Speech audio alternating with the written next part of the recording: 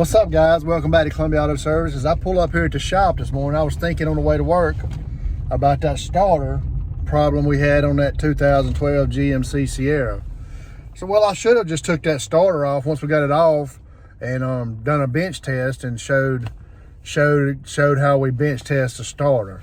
So that's what I'm gonna try to do this morning. I'm gonna get in there, and it's a reman starter, so I got a core on it. It's in the box and everything. I will get in the shop this morning and get that starter out of the box and get it set up on a bench and bench test it in case there's anybody that's looking to know how to bench test a starter.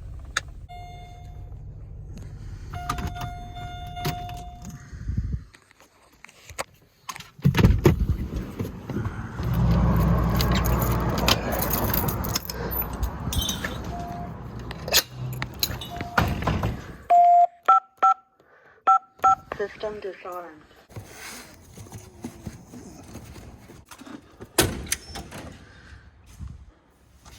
All right, here we go. Let's turn it this way so you can see it.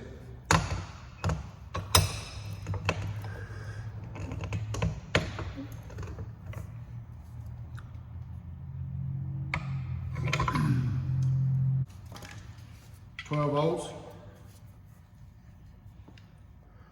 hooked into your battery positive lead on your starter. You're gonna need to ground the starter out. To ground the starter out, all you gotta do is hook it to the body of the starter. Now the starter is grounded out. Then you're gonna need a trigger wire. You can go straight from your 12-volt power right here, and this is where your trigger wire plugs in at. Let me get right here where I can see it.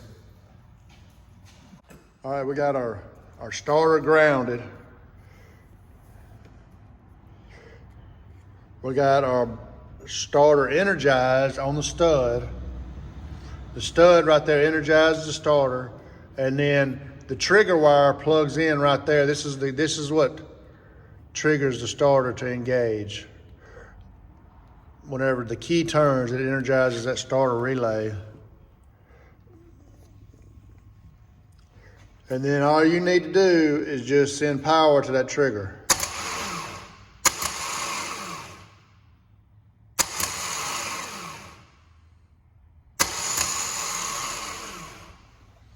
And this starter's working here on the bench,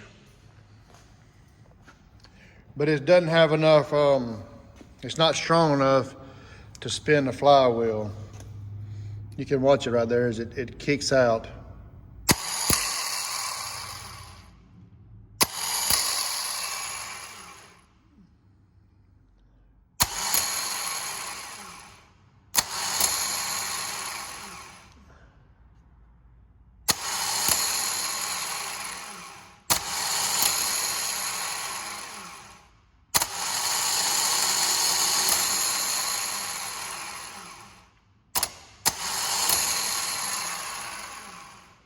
But anyway, that's the way a starter works. What it does is it kicks out and it hits this flywheel. There'll be a flywheel right here. Let me see if I can find a flywheel. Anyway, this is a flywheel or a flex plate. And it's got these little teeth on it. And those little teeth are, it sits like right here. It mounts to the back of the engine to the crankshaft. And whenever that starter engages, the teeth from that starter hit the teeth on this flywheel, and this flywheel spins the engine over, and that's how the engine starts or cranks, so it will be able to start. Anyway, that's a bench test on a starter. It's not much to it. You just got to have a jump box, or you can run jumper cables to your battery of your vehicle, or any type of 12-volt supply. You send 12 volts to the battery post on the starter. Then you have to have a trigger wire, and you have to have it grounded, and then you just trigger it.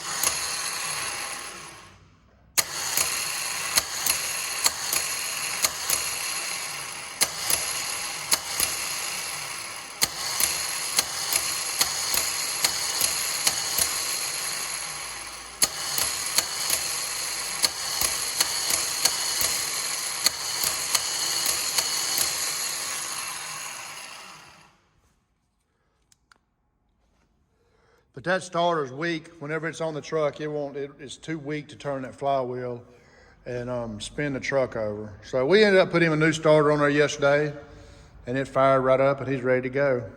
But anyway, that's gonna be all.